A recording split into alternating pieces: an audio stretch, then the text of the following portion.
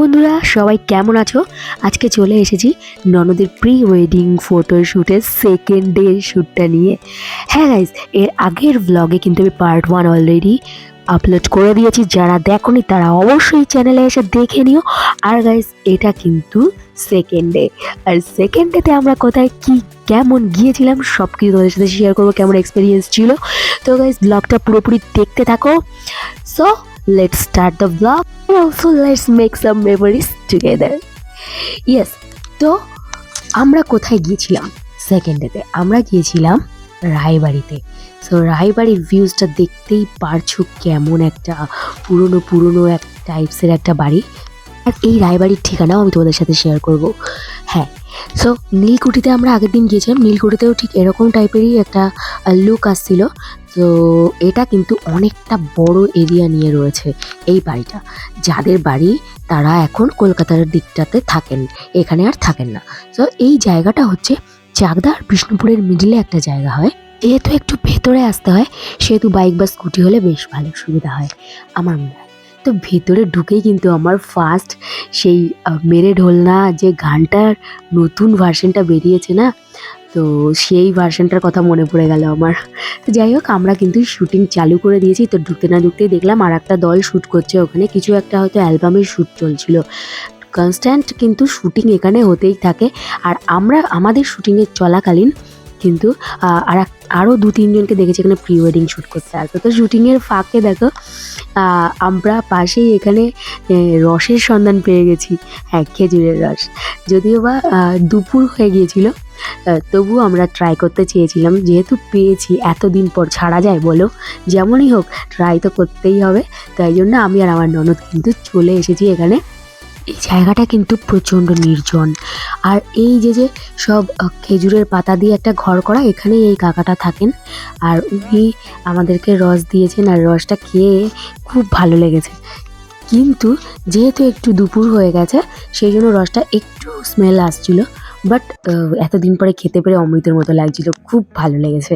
তো ইনি নাকি এখানেই থাকেন, আর এখানে গুড়ও পাওয়া যায়, পুরো একদম অর্গ্যানিক গুড়, যেটা উনি ওখানে বানিয়ে দেন। ফেরার সময় দুজন কিন্তু অলরেডি কিনে নিয়ে গেছেন এখান থেকে, আমার আর নেওয়া হয়নি। বলছি সব কিছুই কেন নিইনি।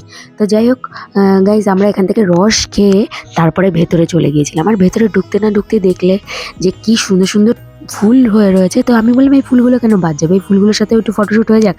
তো ফুলগুলো দিয়ে, মানে জংলি ফুলই, তাও বেশ সুন্দর করে কিন্তু ওরা বেশ ভালো পোজে ছবি টবি তুলেছে। আর এখানে দেখো এই কাকুটা ফোন নাম্বারও দিয়ে রেখেছে, যদি কারো ইচ্ছা হয় ওখানে গিয়ে রস খেয়েও আসতে পারে। সকালে উনি রস রেখে দেন অর্ডারের। আর তার সাথে যারা গুড় নিতে চায় তারাও নিতে পারে। মানে ভীষণ একটা ভালো সিস্টেম কিন্তু। হ্যাঁ, আর ইনি কিন্তু একা এই নির্জন জঙ্গলে থাকেন, এখানে কোনো ফ্যামিলি নেই। ভাবা যায় বলো? তো চলো এবার যাওয়া যাক নেক্সট। এইবার কিন্তু আমি একটু ছাদে উঠে গিয়েছিলাম। যদিও বা অনেক পুরনো বাড়ি, ভয় লাগছিল যে ভেঙে পড়ে যাবো না। তো দেখলাম অনেকেই এখানে রয়েছে, ঘুরতে এসেছে কেউ, অনেকে আবার শুটিংয়ের কাজে এসেছে। বেশ সবাই উঠেই কিন্তু শ্যুট করছে। তো আমাদের শুটিংটা এর উপর থেকে টেক নেওয়া ছিল। তো ওরা ওদিক দিয়ে টেক নিচ্ছিল, আর আমি একটু চারদিকটা ঘুরে দেখছিলাম যে কেমন কি আছে। তো পাশ দিয়ে দেখা যাচ্ছে কতটা এরিয়া জুড়ে এই বাড়িটা ছিল। পুরো একদম সেই রাজরাজাদের ফিলিংস আসছিল এখানে আসার পরে। আর আমি ওদেরকে কিছু ওপরে শ্যুট করেছি। আসলে কি হয়েছিল, এই দিনটা ছিল কৃষবের স্কুলের স্পোর্টসের দিন। আর স্পোর্টস তো সকালে হয়ে গিয়েছে, আর ওর বাবার সাথে ও বাড়িতে পাঠিয়ে দেওয়া হয়েছিল ওকে। আর আমি এদের সঙ্গে রাস্তা থেকে অ্যাড হয়ে গিয়েছিলাম, যার জন্য অনেকটা টাইম আমার এরকম থাকাতে না সাইনাসের একটা প্রবলেম আছে আমার, যার জন্য মাথা যন্ত্রণা শুরু হয়ে গেছিলো। আমি যে কী করবো বুঝতে পারছিলাম না। তো এটা নিয়ে আমি মাথার মধ্যে চাপিয়ে বসেছিলাম। তো ওদের লাস্ট ফটোশ্যুটটা চলছে। অশেষ যেহেতু পুলিশের জব করে, তো পুলিশের বুদ্ধিতে ওর একটা ফটোশ্যুট করার খুব ইচ্ছে ছিল। দেন তারপরে ফটোশ্যুট করার পরে দাদা আমাকে ওষুধ খাইয়ে নিয়েছিল, মানে আমার বস। তারপরেই বস আমাদেরকে একটা সুন্দর একটা ছোটোখাটো একটা ক্যাফেতে নিয়ে গিয়েছিল। যেখানে গিয়ে এবার আমরা একটু মানে চা কিংবা কফি এগুলো খাবো, যেহেতু আমাদের শুটিং কমপ্লিট হয়ে গেছে। তো আশা করি এর মধ্যে দিয়েই খুব সুন্দর করে দাদা এডিটিং করে আমাদের সামনে আনবে খুব তাড়াতাড়ি। আর তোমরা যারা দাদার সাথে যোগাযোগ করতে চাও তো অবশ্যই এই নাম্বারে কন্ট্যাক্ট করো, আগের ব্লগেও দিয়ে দিয়েছি কন্ট্যাক্ট নাম্বার।